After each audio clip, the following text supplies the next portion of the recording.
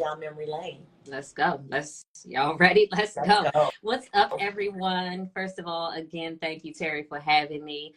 Like she said, my name is Kimberly Whitmon, and I am the CEO of Soul Strategies, which is a coaching and consulting company geared towards helping specifically high achieving women redefine what alignment and work-life balance looks like for them so that they can live a life of peace and purpose. Ooh. Extraordinary success.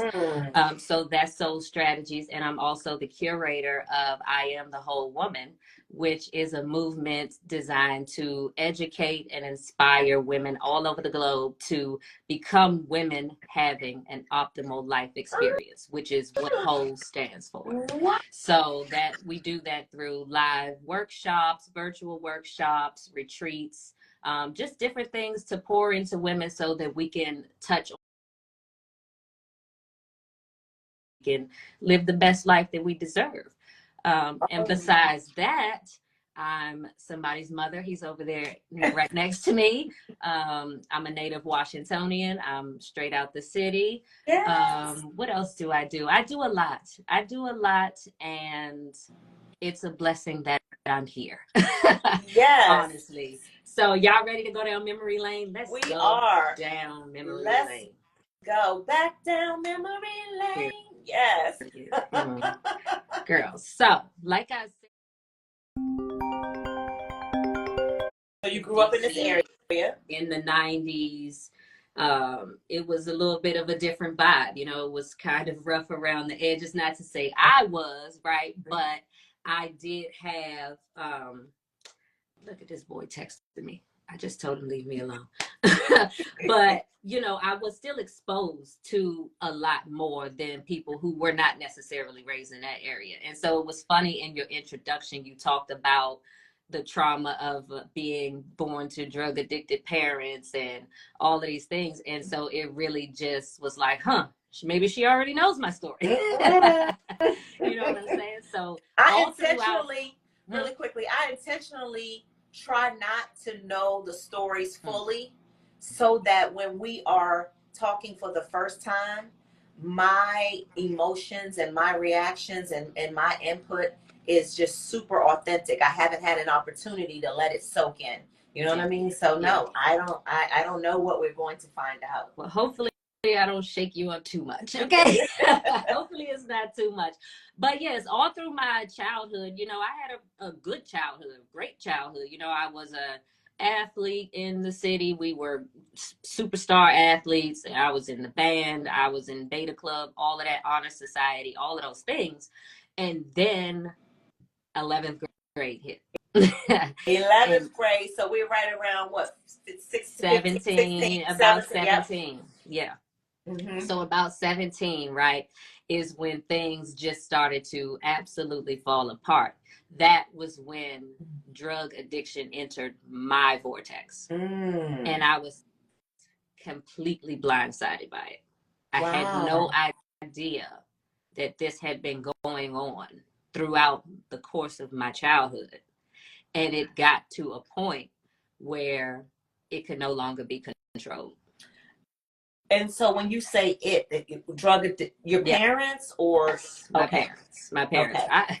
Yes, my parents. This might actually be the first time people know this about me, you know what I'm saying? But I typically just use the phrase addiction is a part of my makeup, right?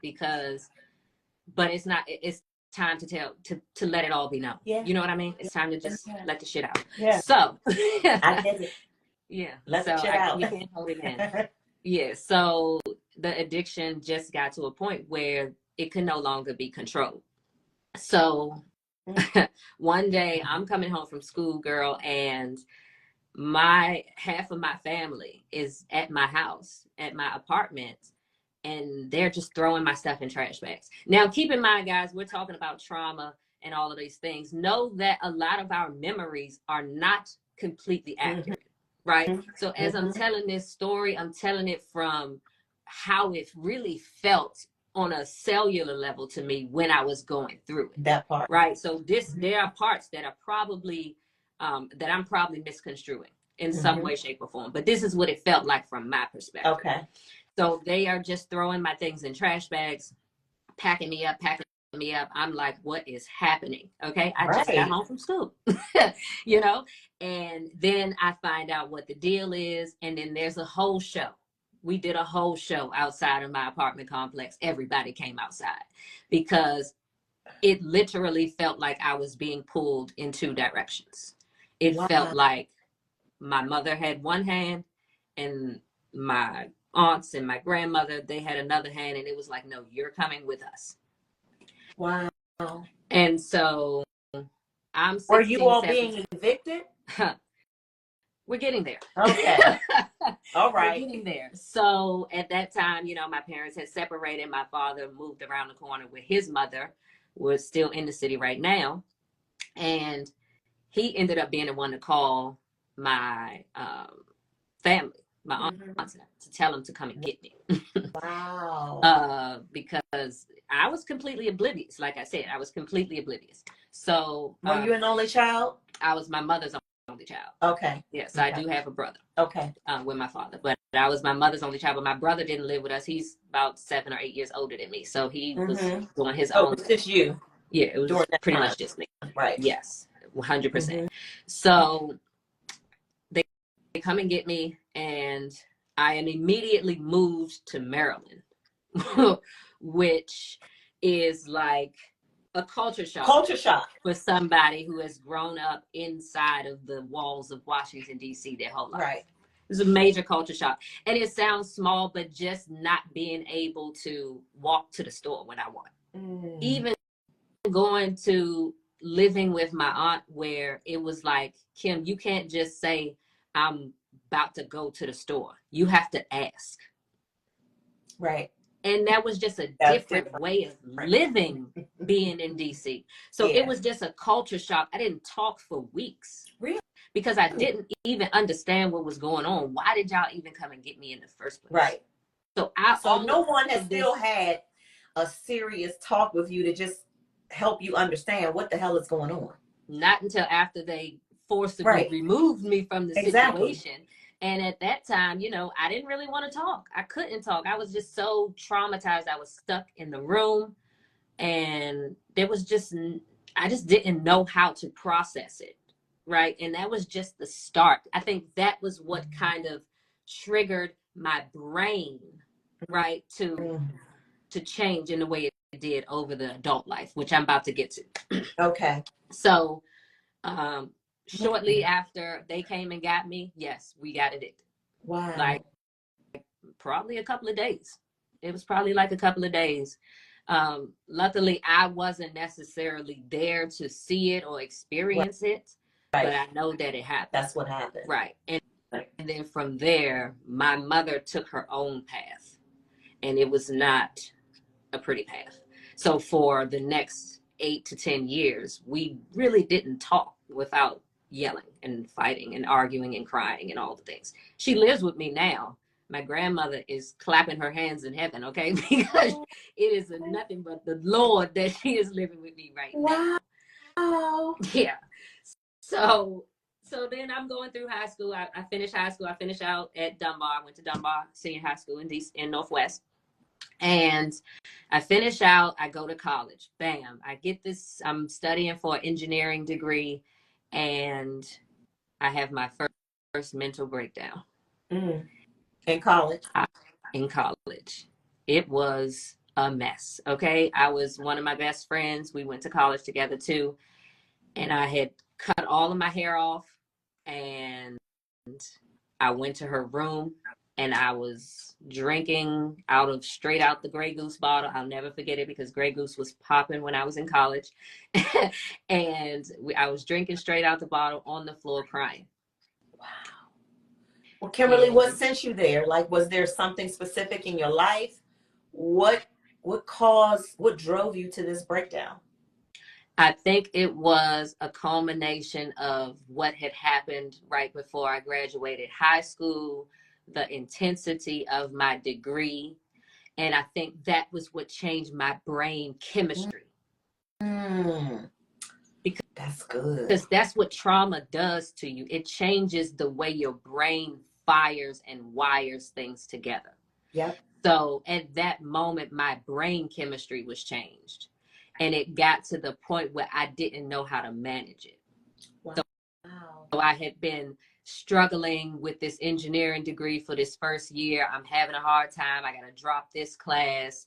I'm arguing with my mother. I don't speak to my father. Like, it's just, I'm just going through all these things, not knowing that there's an issue with my brain, right? Wow. So that, after that mental break, was what forced me into therapy. And in And therapy was when I was diagnosed with bipolar 2 disorder. Really? And yeah, it's shocking, right? It doesn't seem is. be like, you really got that, girl. It is yes. shocking. Ma'am. Okay. 100%. 100%. Okay. Did you at first agree with their diagnosis?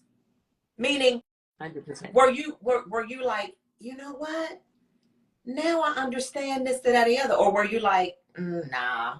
Oh no, it's 100% accurate in the 3D in this world, right? Mm-hmm. But if we look at that diagnosis from a spiritual level, right? If we want to go there, Yeah. it is actually a sign of being very spiritually connected to the other side, to the ancestral realm, to the spiritual realm. So in like indigenous cultures and things like that, they would take people who have this diagnosis and they would keep them isolated because they are so sensitive to different energies and they absorb different energies. So they need to be protected because they receive closer guidance from above. Wow. So in the 3D, yes, that's the diagnosis.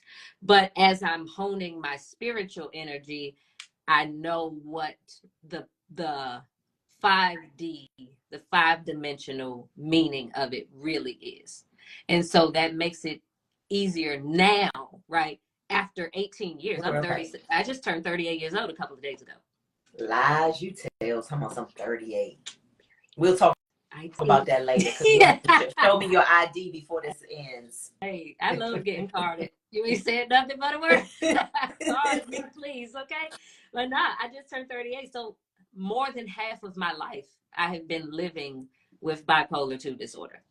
And it took 10 years to get it to a point of being just manageable. So when you were first diagnosed, you were in college. Did they medicate you? I mean, take us through that, process. Ooh, it was immediate medication. Okay. Immediate. Well, I had to go to a therapist, which is different from a psychiatrist. So I had to go to a psychologist, which rest in peace to that woman. She just recently passed. But she saved my life. She saved my life. You're a psychologist? Yes. I wouldn't be here today if that woman had not been assigned to me. And when you say that, Kimberly, when you say I wouldn't be here today, do you feel like you would have done something to make it so that you not be here today? Like, what makes you say, what do you mean? We just got on the roller coaster. We just got on the roller coaster. Okay. Dr. Cheryl says she's so glad you're sharing your story. Thank you, Dr. Cheryl, for listening in and hearing me and seeing me and feeling me. Yeah. So they medicated you right away. Okay. Yeah. So I get to therapy. I get my medication. It can take time to get the right cocktail, right? Okay. It can take time. So I've tried something, it didn't work, it made me sick, whatever the case may be, got to start something new. So that was a process, figuring out what the right cocktail is. And that was just for that period, right? Because now I'm on a whole different set of medication right now. Right. But they gave me the medication, and through then it was just struggle after struggle after struggle. I was just unstable creature. Okay. Wow, I was an unstable creature. Wow. And then I graduate. I'm holding down a job though. I'm an engineer. You understand what I'm saying? I'm a full-blown engineer. I took an 8-hour exam for every class I took in college. I'm licensed as an engineer, the whole 9 yards. You really, when you finished high school, you said, I want to be an engineer? Yeah. You wanted to do that? Because I yeah, because had to I was in the pre-engineering program at Dunbar. So I was Wow. exposed to like what that might look like. I love it. Black girl magic. Okay, I just had to know. I'm like, she wanted to be an engineer. She really just wanted to do that. An Okay. agricultural engineer at Wow. that, not even just an agricultural engineer. So yeah, I went to North Carolina A&T. If there's any Aggies out there, Aggie Pride, shout out to y'all. Okay, shout out to us. But yeah, I went there, got an engineering degree, graduated, took the fundamentals of engineering exam and 8 hours and were held down a job. But even at work, I had to get reasonable accommodations so that I could take care of myself when I want to. Can you tell us what uncontrollable behavior means for you? Oh yes, I'll go into that. Okay. Uncontrollable behavior. Uncontrollable behavior for what bipolar 2 looks like is like hyper spending, even hypersexuality, inability to think clearly. Your mind is constantly racing. You most likely do some type of weed or something to try to slow your brain down because it's constantly on go. Yeah. And it's really just about not feeling safe in your body, feeling worried and unsure of when the next cloud is going to rain. Like there's always a cloud there, but it's like, is the sun going to come out or is it going to be a tornado? So can I ask, during your younger years, teenager, young 20s, when you were first diagnosed, where were you in your spiritual journey? Did your parents raise you?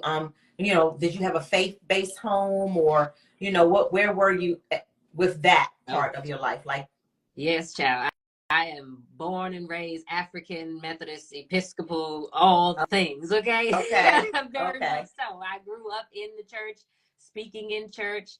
I've been through the journey of getting baptized, and I have pastors that are my second cousins, and I have gospel singers in my family. Like, yes, so very religious. Okay, that's different. Okay. Very religious. Right. But me and the spiritual aspect of myself, I didn't really get in touch with that until over the last few years. Right. And I asked that because I was wondering, like, were there moments when you would go through things in your mind? Did you have moments where you would just say, let me pray, let me ask God to help me? Did you have that level of spiritual understanding at that time? No. Okay. And even if, I don't think it was a lack of spiritual understanding as much as it is a knowing, a different concept of God. I see. I got you. Okay. A different concept of God than what has been programmed into me. I got you. So it took me some time to get to my personal relationship with what God, who God, all God is, right?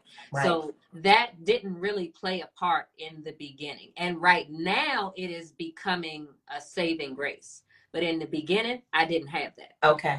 In the beginning, I was just suffering. I was suffering. Okay. And then I had a baby. And we just gonna throw postpartum depression in the mix. Girl, hey, come to the party. We got the bipolar 2, which is the depression and hypomania. Yeah. And then we're gonna throw postpartum depression into it. So with that, I ended up in an outpatient program where I had to go to an intensive outpatient program 3 times a week for like 4 hours a day. Really? Yeah, I was broke down on the floor in my aunt's basement, and I had to go to an outpatient program. Who was taking care of the baby when you was doing all of this stuff? Well, luckily for me, and see, this is just, sometimes favor just isn't fair, right? Because everybody's has trauma, but not everybody has a support system to be able to help them through it and to be there for them when they can't be there for themselves. Right. And luckily for me, I have a really solid family and friend group. So they took care of, they made a plan without me even knowing, I right? love Because it. they knew I was thrown Yeah. off, okay? So they made a plan ahead of time to prepare for just in case they needed to step in the way that they did. Your angels on earth. Okay. Yes, for sure. For sure. 100%. So they took care of the baby while I was gone. Hell, the first year of his life is a blur to me because my mind was so cloudy. I was so unstable that I couldn't do anything. I don't even remember giving him a bath for the first year. I didn't even leave the house with him by myself for the first year because I was terrified that I was going to forget him in the store. I don't know. Yeah. Postpartum depression is irrational. It is irrational. Yeah. It is very much. Was his father instrumental in? Okay. Oh no, he was there. We were together, and you know, that was a interesting relationship. But we've known each other since I was 17 years old. So we're cool, we're good. But what was going on inside of me wasn't nothing that anybody external could do anything about. Correct. So I just went to these outpatient programs so I could talk. So I could make sure my medication was right, so that I could listen to other people who were way more disturbed than I was. And so it kind of like, levels. There are levels. Very, very much so. Very much so levels. Very much so. Because when people hear bipolar, they think about Kanye West. Right. But that's not, that's just one spot on the spectrum. Correct. Of how you could behave. So, yeah. And then, so the postpartum happened. Me and my son's dad separate. Man, I'm in an apartment. My car is repossessed. I'm in bankruptcy.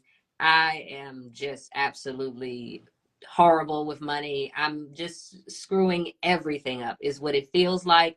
And so back to you asking me, why do you say that if she hadn't been in my life, my therapist, I wouldn't be here? Well, it was in about, what was that, 2018 that I was almost not here because I decided to take myself to the hospital because I knew that if I didn't, I would absolutely go through with it.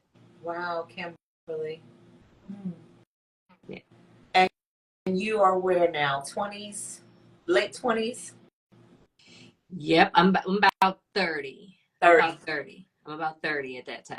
Yep. Wow. And so you took yourself to the hospital. Yep. I took myself to the clinical decision unit at Kaiser. Yeah. And I told the psych nurse that I need to check myself into the hospital because if I go home, I'm going to do something. Yeah. Yeah. I am so just proud of whatever got to you, whatever voice it was that you listened to in that moment, that you listened. Yeah. Thank you. Thank you. Thank you. Because I needed you in my life during this time. So thank you. Thank you. When you told them that, they took you seriously, obviously. Yeah. Well, that's because, see, as women, we have to advocate for ourselves. And you wasn't going to tell me no. You weren't going to tell me no because if you did, you would have a lawsuit on your hands. You would have a lawsuit. But I know I'm going to do whatever I got to do to save my life. Period. So I took myself there and then I got locked up. Locked up. I went to Adventist Behavioral Health for 5 days. And they locked me in there for 5 days. And that. But what does locked up mean? What is that like? Like just, but the does that mean no one can't have visitors? It's like jail, but like cool. You know what I'm saying? Yeah. It's like jail, but with people screaming sometimes. It's let me say, Adventist, I heard, is one of the better psych wards. So to do with that, if anybody ever needs to go there in the DMV area, Adventist Behavioral Health is really good. But you go in and they check you in like you go into the hospital. and they give you scrubs like you in jail, and you give them your phone. They give you a rubber pencil so that you can write down any phone numbers you want to call, because you can't have a hard pencil because you could stab yourself or somebody else. Yep. So they got the rubber pencils. They give you your room. You got a roommate. They got, now the bathrooms are relatively nice, but then you have like sessions during the day.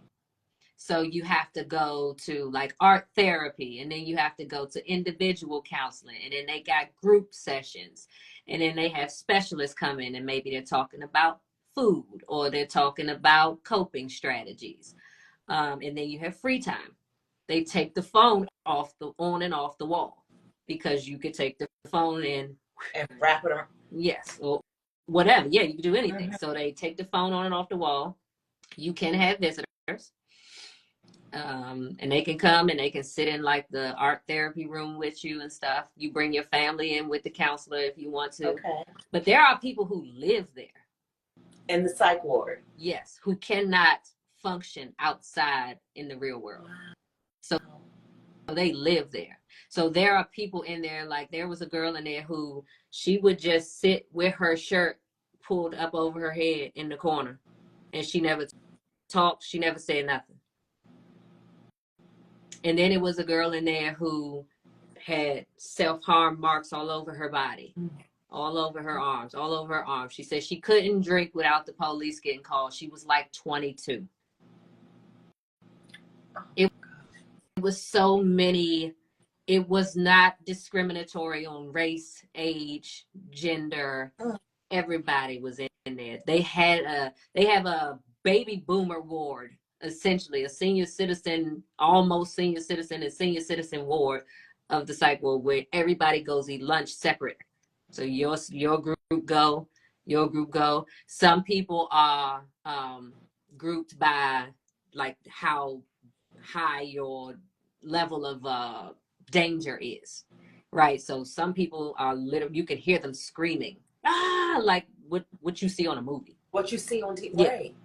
So that's like that is actually happening. They have kids ward, so they had kids. The kids ate right after we did, like, or right before we did. Teenagers, yeah, it's a whole. It's, you locked up. You got to get in line to go to the cafeteria. If you don't participate in the meetings, you can't go eat. They got to bring your food. You got to sit in the room and eat. Yeah, it's like baby jail. And the crazy part about it is, I had depression and hypomania, and when I left the psych ward, I left with anxiety. So you picked up an additional. Yes. Yes, and it doesn't get in the psych ward. Yeah, it should traumatize me all over again. Now, that is not to deter anybody from going, because it is much better than perishing altogether.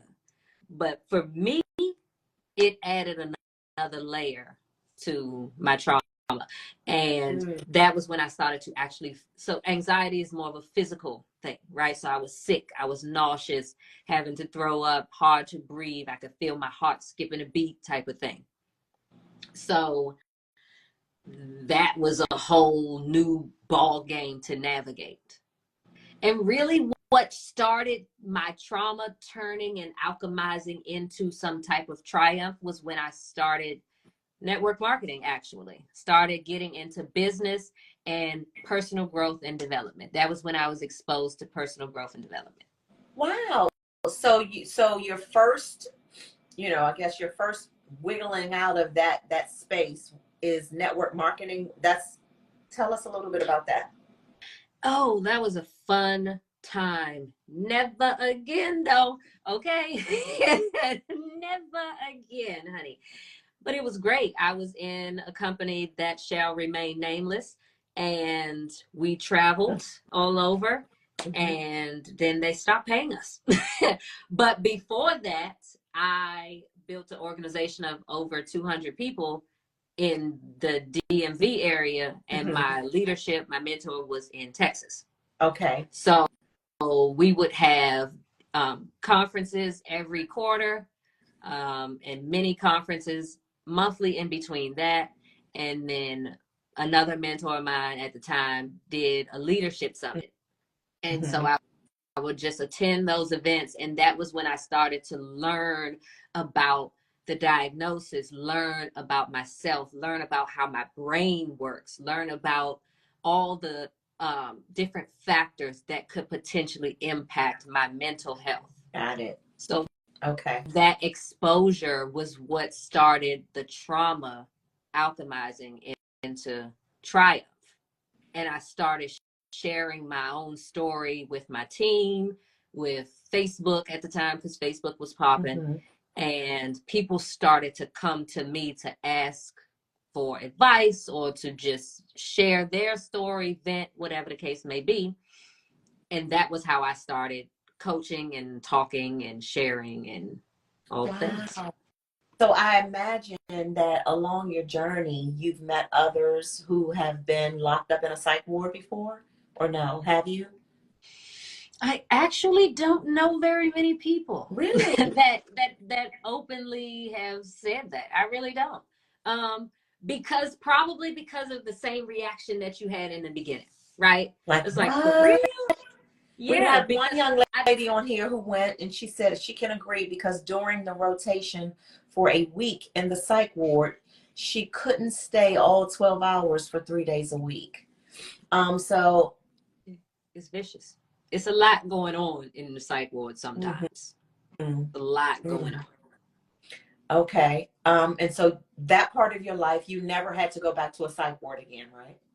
Thank God. Thank God. So did the network marketing. But see, this is why though. It's not that I haven't felt the need to. Okay. But it's just that I've been equipped with different tools and strategies that I can put in place to save my own life now. Okay. So you said something. You said it's not that sometimes you don't still have those same feelings. Right. So now, not feelings to the extent of actually going through with it or anything like that, but the challenges that come with bipolar 2 do not go away. Don't go. That's what I wanted to know. Like it's not going away. If people tell you you can pray it away and you can do all these things in a way, they're lying. They don't live with it. Okay. They're lying. It sounds great. So is there no cure for it? No. Okay. It's not a cure. It's not a cure at all. It's no cure because it's your brain chemistry. The only thing that possibly could cure it is if you reprogram your subconscious mind altogether, which takes time and practice. So have you done that? Oh, it's an ongoing thing. That's what I do. Yeah, it's not something that you would ever be able to stop. Okay, it's a continuum. Yeah, if you want the effects of it to keep working, you have to keep working. Okay. Otherwise, asks, are you taking medication daily now, Kimberly? Yes, okay. I do. I take Medicaid. I take 3 pills every day, like clockwork. And I know I do miss taking my medication a couple days here, a couple days there, but I can feel the difference when I don't. That was my next question. What happens if you don't? I start to feel sick, and then my mood takes a dip. Because with bipolar 2, it's a very low mood and a not very high. But with what Kanye West is supposedly has, it is very high highs and lows. So my lows go very low. Okay. So if I get off my medication, I'm tanking. And so you feel, based on everything you've gone through and the things that you have, the things you understand about what's going on with you and your body, and like you said, now you know how to manage it. Do you feel like you will always take the medication, Kimberly? Do you ever feel like you'll get to a point where you have mastered yourself so good that you won't need it? It's kind of counterintuitive, but the fact that I am okay with taking medication forever is me mastering myself. I like that. Because you've accepted a lot of people, that's a hard thing for people to take the medication. For people in mental health, admitting to it, taking it, that is a that is trauma in itself, right? Because now you feel defined by this. You know, there's a stigma behind it. I'm embarrassed that I have to do this, that I have to rely on this. But when you can stand sovereign in who you are and what you need, it does not matter. It doesn't matter how it's perceived, right? I know what I need to do. I know that I have a mission, a divine assignment that I'm here to fulfill. And if I am not sane, I cannot do it. Wow, Dr. Cheryl said medication helps with the brain chemistry, and it is needed. Yeah, 100%. I absolutely need my medication, but I also need my sound bowls. I also need to breathe. I also need some plant medicine ceremonies sometimes. I need a little exorcism sometimes. Plant medicine is actually what opened my spiritual being up. And I'm not talking about weed. I'm talking about ceremonial plant medicine. Wow. I was going to ask, okay, plant medicine, because, you know, I don't know if you've heard me talk about my journey with medicinal cannabis, and I am an advocate for it.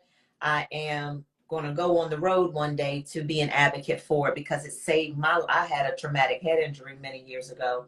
And it's part of the reason why I'm able to be the amazing woman that I am today. Mm-hmm. And so I'm an advocate for it. So when you said plant medicine, I'm like, what? Well, that one works too, okay? That's a good one, okay? But I'm talking about, that's a good one. That's a good one.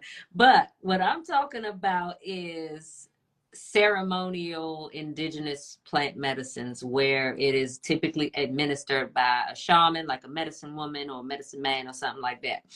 Wow. So yeah, I did. You're learning. you're learning me stuff, teaching me stuff. I said, you're learning me. So that's the thing. Like a lot. That's the 5D, 3D difference, right? So a lot of the bipolar is I have a lot of energy inside of me that I don't have enough space to contain, right? If you look at it on a spiritual level, that's what's happening to me. I'm absorbing a lot of energy and I don't have the capacity to hold space for it. So what the plant medicine ceremonies do is encourage a purge. That is crying, screaming, snotting, throwing up. You might use the bathroom on yourself if you don't go beforehand. Yeah, sweating. It's very, very exorcism-y, but but it's not. It is you making space and releasing the energy that is trapped in your body. That's what it is. That's what it is. Wow. So is this something that you continue to receive? Yes. So it's ayahuasca is plant medicine. That's probably the one that you've heard of. Mm-hmm. But I've done Hepe and Sananga, which is one is eye drops that makes you cry, and the other is a tobacco powder that it's vicious. It's vicious. The medicine woman is this little apparatus like this. It has hole and hole, and she puts it in her mouth, and it's tobacco sitting in the middle, and they blow it up your nostril. Oh.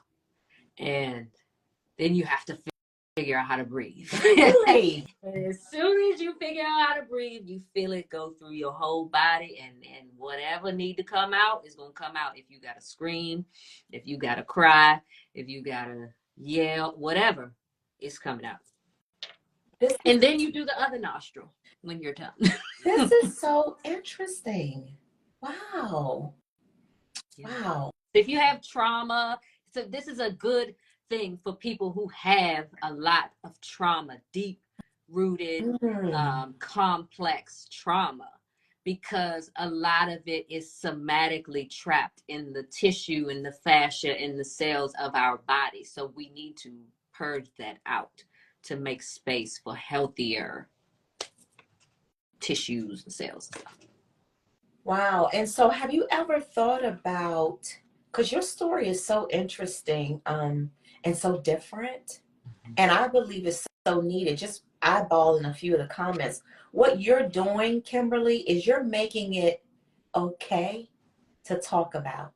You're making it a safe space now for others who look like you, similar to you, to say, okay, I can say it, or I can say that my child has, you know, bipolar disorder. My child is taking medication. And I saw someone on here say, Kimberly, thank you so much, because now they understand things a little differently. So what you're doing right now in this moment, this last 50 minutes is you are, to me, you are creating a safe space. You have created a safe space for people who have battled this, but have been either embarrassed, ashamed, afraid maybe, to talk about it. You're making it okay to talk about, because if someone can look as good as you look, speak as well as you speak, your infectious energy is just so welcoming and warm. If someone can look at all of this and say, she's got bipolar disorder, and she's saying that it's okay because she has realized this is what it is, and this is how I'm managing it. This is how I will never ever go back into the psych ward, because you've learned how to save your own life. And if I ever do have to go back to the psych ward, guess what? I'm going. Okay, I'm going. You know, I want to save my life. I will lose anyone or anything before I ever lose my mind again. So I'm going to do what I have to do to take care of myself, period. What is it the doctor? And I want people to know that the trauma does not have to define you. It is literally there for you to alchemize and turn into something powerful. Wow, wow, wow, wow. Dr. Cheryl said many people are exploring, what is that? I can't see. CAM, complementary and alternative medicine. Oh, that's what that is. Yeah. Complementary and alternative medicine. And so she's saying that's exactly what you're talking about. Yep. And it's more natural and holistic ways to get treatment. So yep. My friend who is my medicine woman is a holistic therapist. Wow. So she is specifically treating people with, actually her specialty, she does the plant medicine. She facilitates my sessions, but she is specifically doing like education and learning and teaching around mushrooms and how to use them for depression management and stuff like that. But this is not a fun trip mushrooms. This is like taking 6-7 grams of mushrooms and putting a blindfold over your face for 24 hours, and just, you don't have no choice but to go inward. Wow. Like that's a whole nother ballgame. So there are levels to the plant medicine, but there are ways, and all of them are valid, and sometimes all of them are necessary. And it's about knowing which tool to pull out of your toolbox to put in place that's going to have the most impact right then and there in that now. Athena says, absolutely a much needed conversation, space for a quiet subject. Yes, I'm trying to read. I'm so old. See, you 30 something. I got it. She said the stretch law also does stretch massages to deal with trauma in the body. Oh yeah. Oh yeah. There's Reiki. You use those gusha machines, those gusha little things, and you rub it over your inner thigh. You rub it hard enough, you might start crying, because there are parts in your body that are associated with your emotions. It's like acupuncture. Acupuncture is hitting specific points that correlate to other points in your body. I think that we're going to need to do some sort of something, Kimberly.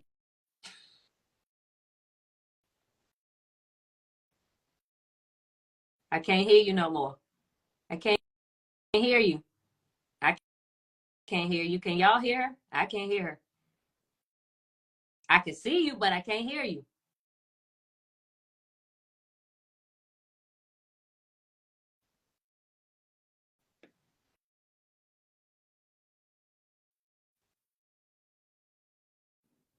There we go. Let me see. There we go. Now I can hear you. Yep, there you go. I can hear you now.